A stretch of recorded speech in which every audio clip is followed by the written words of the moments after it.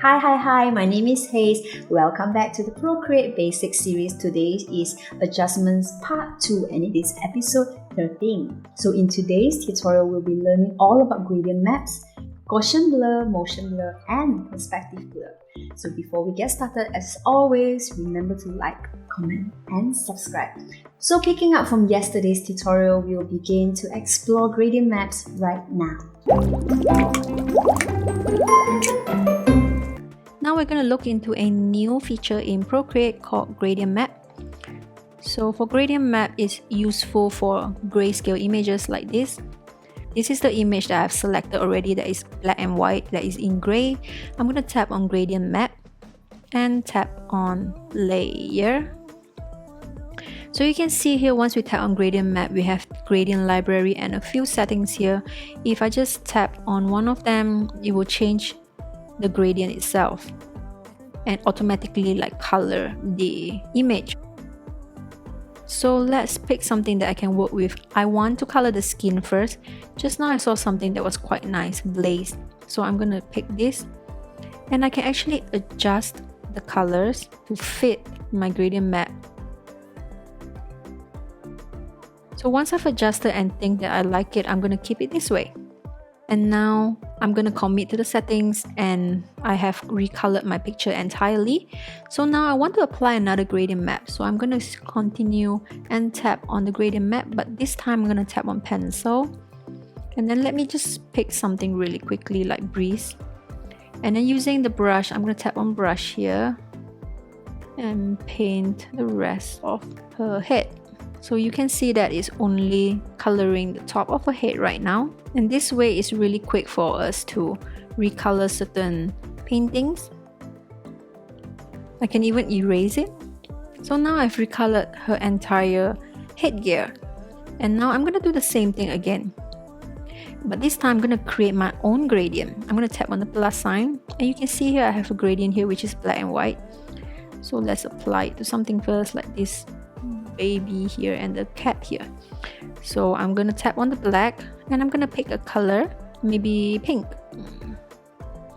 And this one I'm gonna pick like yellow. So you see it's already automatically mapping the colors here.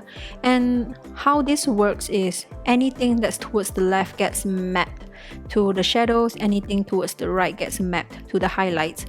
It will look a lot better if this color is a lot darker. So let's just change it and you can see that it's a lot more higher in contrast compared to before. And this way we can use it to really control the lighting of our painting. I can even make the lightest color really bright like white. So you can see it's completely mapped my color right now. So this is how you use gradient map. Now we're going to look at Gaussian blur.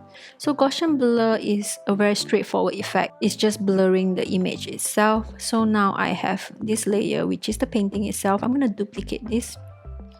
And now I want the background to be blurred. So I'm going to select the lower layer and I'm going to apply the Gaussian blur effect. So let's see, if I slide and adjust, you can see that it's getting more and more blur at the back. So now if I turn off the previous layer, you can see that actually I've made the entire image blur, but now I have two copies of the image. So I have a blur effect at the back. Alternatively, you can also selectively blur the image by using the pencil tool. And then you can just paint, because right now if I paint here, I can actually smooth out her face so that it doesn't look so sharp. Now we're going to look at motion blur. For motion blur, it's a effect that is used mostly when there's motion. So if you look at this painting, you can see that there's a lot of wind going on and everything is facing this direction. So I'm going to do something with the motion blur here. So here I have some leaves already turned on. And I want to have a more exaggerated effect. First, I'm going to change it to black so everyone can see. And then now let's head into motion blur. And when I slide my pencil, if I slide it to the right, it's gonna be very blur, like almost like a straight line. But watch what happens if I move my pencil. It actually rotates the motion blur towards the direction where I am blurring it. And now we have sort of like these blur weapons going towards her. So this is how you can use the effect.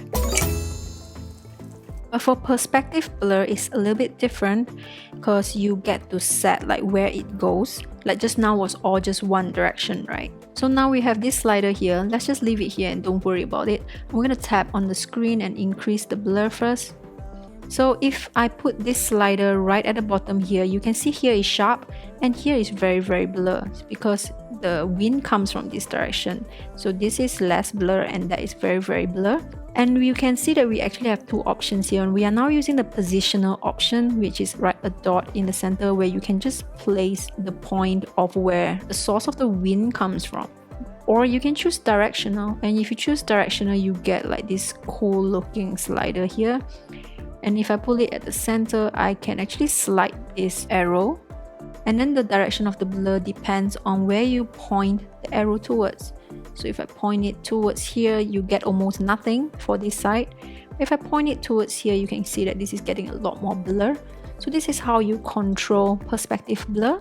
Okay guys, thank you so much for watching. I hope you learned a lot today. Tomorrow we will be continuing our journey in Procreate and learn more about adjustments in Adjustments Part 3. So see you tomorrow. Don't forget to like, comment and subscribe. Bye!